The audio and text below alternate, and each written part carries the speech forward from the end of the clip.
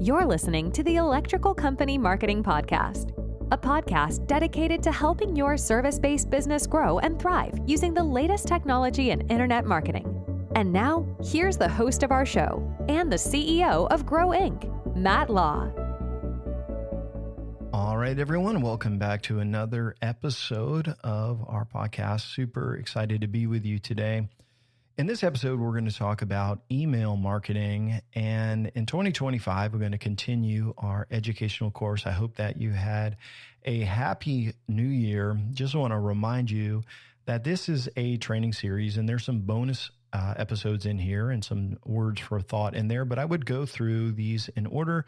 So if you go back to episode number 1 in the training and go through those episodes, it will share with you everything we see working with service-based businesses and why you may want to listen. My name is Matt Law. I'm the CEO of Grow Inc.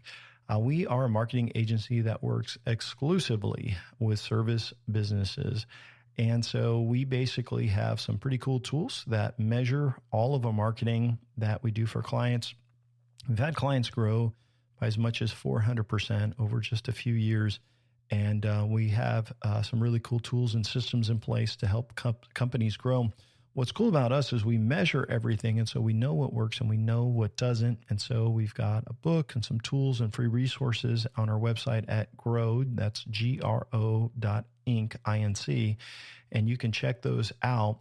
And with those, you can get the blueprint for what works. So with that said, we're going to jump into today's training, and you're probably thinking, email marketing? I thought that was dead, right? Well, actually, it's not dead. It's a little dated, but it's definitely not dead. And so you'd be wrong to think that it's dead. So we're going to talk about email marketing, how to use it, and when to use it.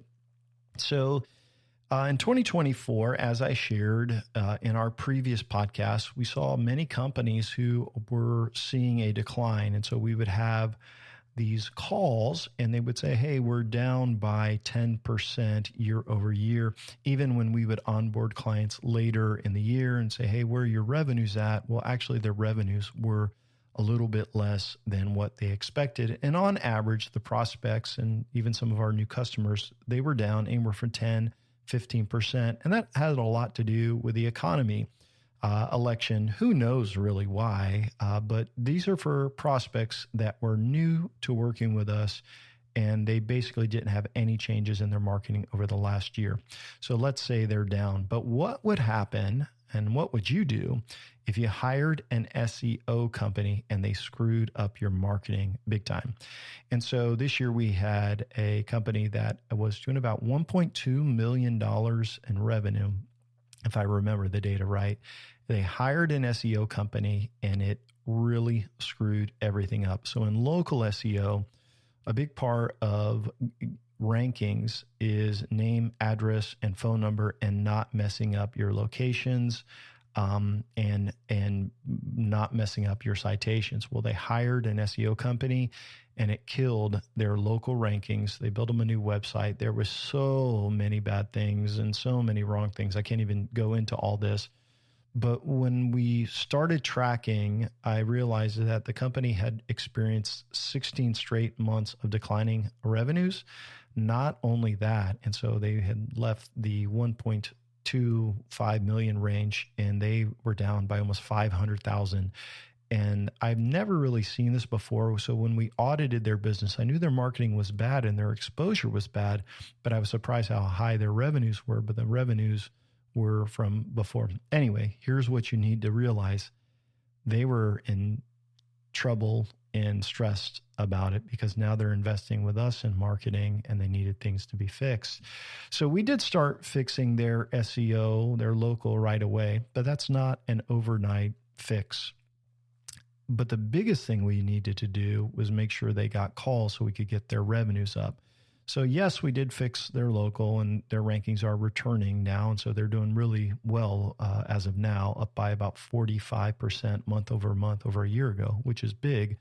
But what is interesting is that in the old days, well, I'm talking way back when, before text message marketing, the number one value of internet marketers was in their email list, because if you did not have any traffic on your website, but you had an email list, you could send out an email.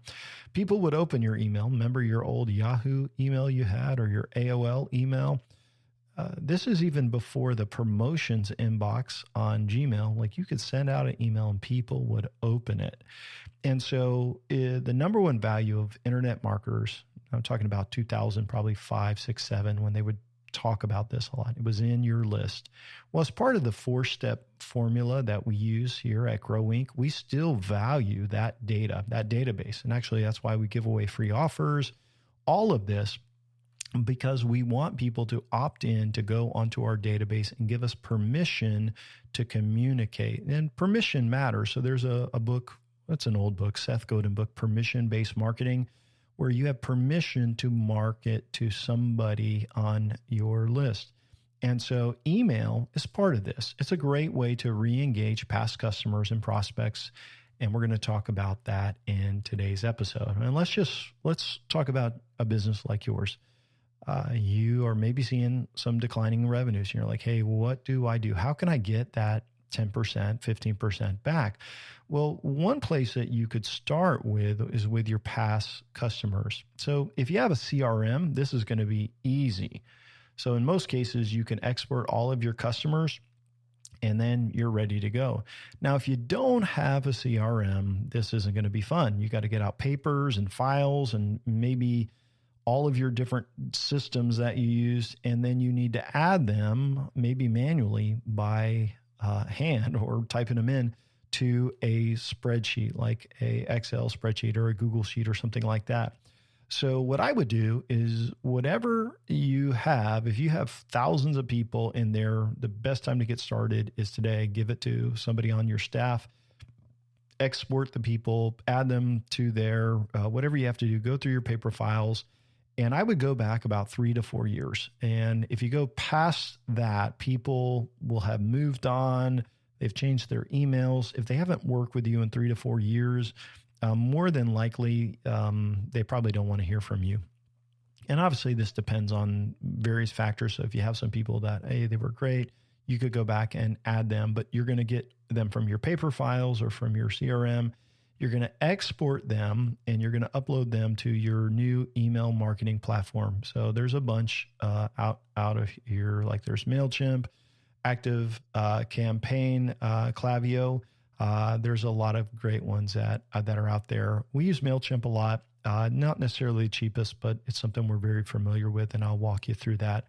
Also, if you want to text them, you can import them to MailChimp if you have text message, if you have their cell phone numbers. Klaviyo also has that as well. Anyway, text message marketing is a cool thing as well. Email is what we're going to talk about today, so I'm going to stick to email basically. So once you have them imported into your system, you have to go in and customize your settings, like the sender, the domain, and all of those different things. It'll walk you through that. And then you want to create a template, and now you would be ready to send out a campaign. So imagine, all right, sales are down. You got all these customers. You haven't talked to them. You never asked them for a referral. You never asked them for business. Matter of fact, you didn't do anything for them when they closed. So once you have them imported and you got all your settings done, now you can send out a message to them. So basically, I want to bring this up to everybody, is that whenever you add new leads to your existing CRM, all right, say you use a various CRM, there's a ton of them out there. You can actually automate it so that when you add them to your CRM, that it will actually add them over to your email campaign through like Zapier or through some automation. So this way, when you add every single new lead there into your CRM, they're automatically going to be on your email campaign. So now that you have all of your people, all your past customers, and all of your new prospects and customers going into this list, you can now communicate with them. And most of the time we do this quarterly. So each quarter we put on our task to send out a email message for our clients, and we will look at their objectives, we'll look at their different services, and we'll just come up with a nice email. and we'll get it ready, share it with them, make any changes, and then that email is good to go. But what about our client that I was talking about who was struggling? Like, this company had messed up their SEO, so their revenues were plummeting, and they've got 1,800 people in their database. How do we engage them? So we activated 1,800 people on their list, sent them out on a monthly email instead of a quarterly because of declining revenues, to talk to them about different services, cross-selling, upselling, and to remind the customers that, hey, we're here to help you. We're here to serve you.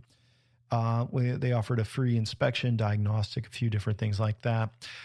Here's what I want to tell you. Out of 1,800 people on their list, they had a 40% open rate, which is fantastic. That's over 750 people that opened the email, and it was a part of them recovering their revenues. Now, there's a lot of things that go into this, but if you're seeing declining revenues and you're not communicating to past customers, the number one thing you can do for yourself right now that's easy is get all of them into an email campaign and start communicating with them. And so it should be someone's job on your team to send out these emails each quarter. We do this for our clients already. If you're a service business, like, they're not looking for anything sexy. They are looking for you to just say hello. And so for us in November of last year, we sent out a Thanksgiving recipe. Christmas, we wish them a very happy holiday season, and then they're going to continue to communicate. So we do this for all clients, but someone on your team should send out these emails. If you were working with us, we would build it as part of your plan, but you should be emailing all of your customers and prospects quarterly. Now, let's talk about new prospects. What if somebody flows into your website and they request a quote? Well, if you follow our 4-step marketing formula, this plan, you already know about unique selling points and why they matter. So unique selling points are what make you different, better, faster, and it becomes your overall marketing plan. Now, if you have developed these, then I would suggest that you create a series of unique selling point emails or USP emails. And it's usually 3 to 5 emails that explain why you're better and how you're different. So let me kind of walk you through how this would work. Someone requests a quote, and it is this instant email or text, usually both, that's going to go out to them and say, hey, thanks for requesting a quote. We'll be in touch with you really soon. Now, usually we use API to connect that, one to your Textmagic account and to your email account, which is usually either a Google business account or maybe a Microsoft account, and we'll send out a personal email and merge in their information. 100% deliverability, never goes to the promotion, and they get that text. So now that they've got that welcome email, you may be calling them, scheduling them.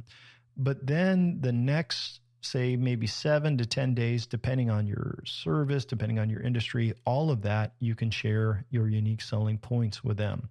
Sometimes you don't want to trigger these. So maybe it's just like a quick service. They're filling out a form for a service call. You maybe don't want to do that. But if it's for a quote on something big, you would want to do that. So you would want to get them on this sequence. So based on some rules of the quote request, you could send out these emails. So that would be a sequence. Like, say maybe it's 3 to 5 emails over, say, 10 days.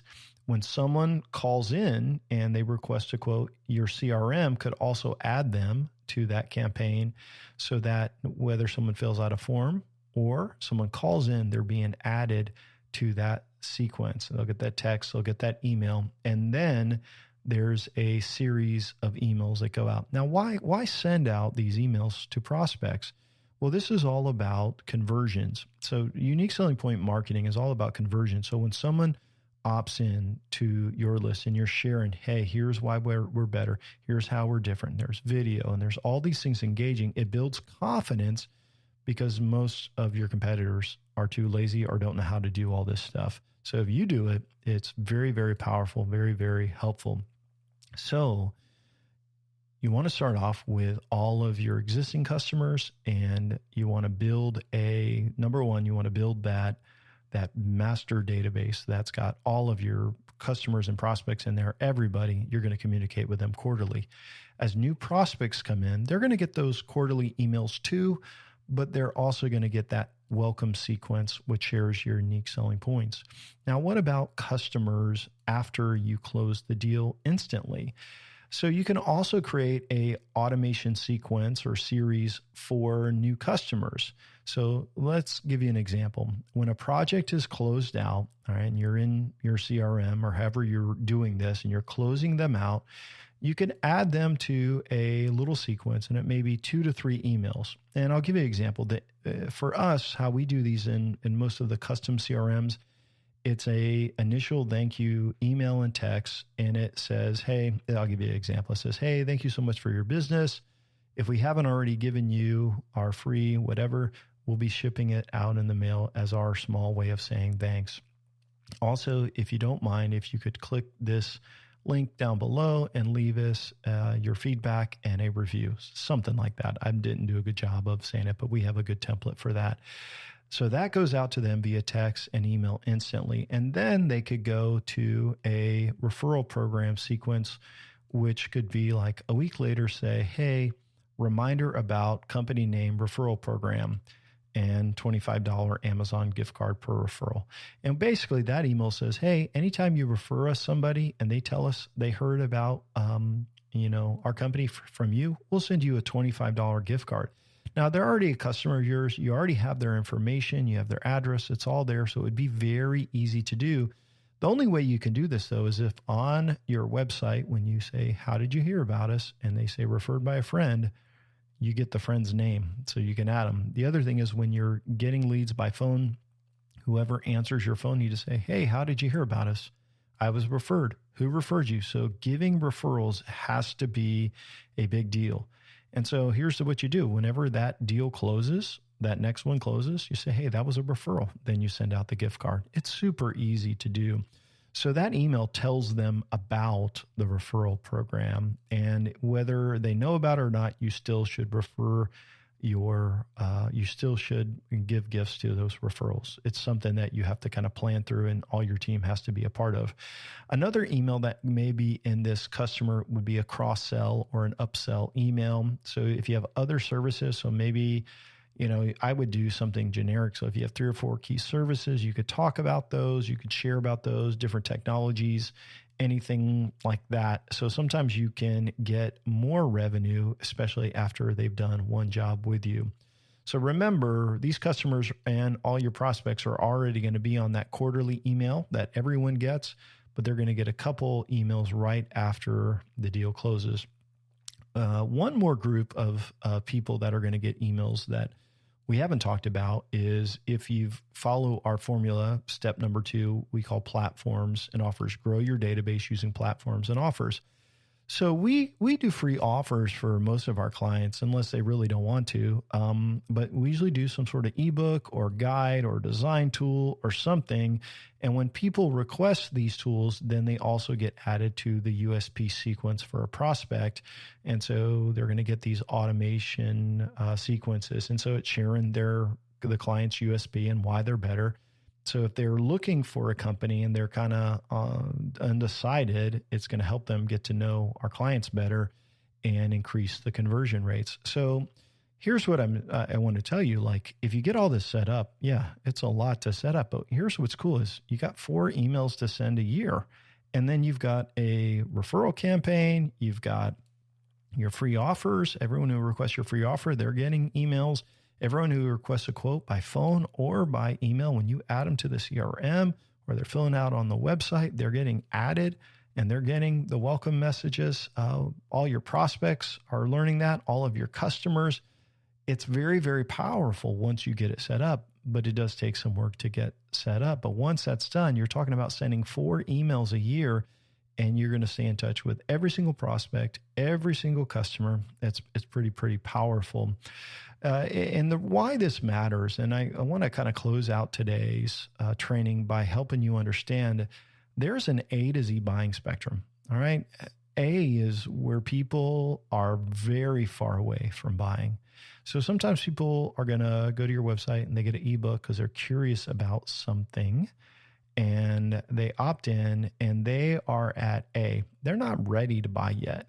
Now, a Y scale buyer is almost a Z. Z is where people become customers and stay customers.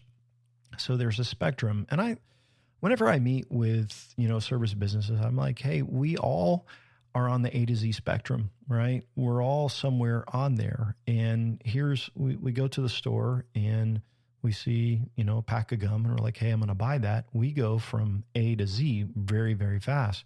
But in service businesses, unless it's an emergency, a lot of times they don't. They want a quote. They want to know how much it costs or what's it going to be.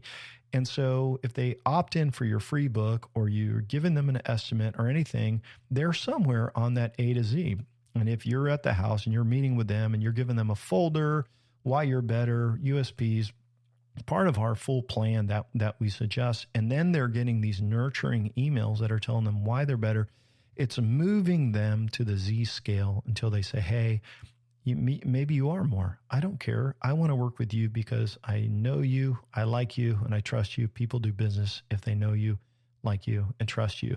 So what's really great about what I'm sharing is that if you remember the A to Z spectrum and know that your emails are going to nurture them to Z, what's cool about this is prospects are more likely to buy and your customers are more likely to remain on Z and be loyal to your company.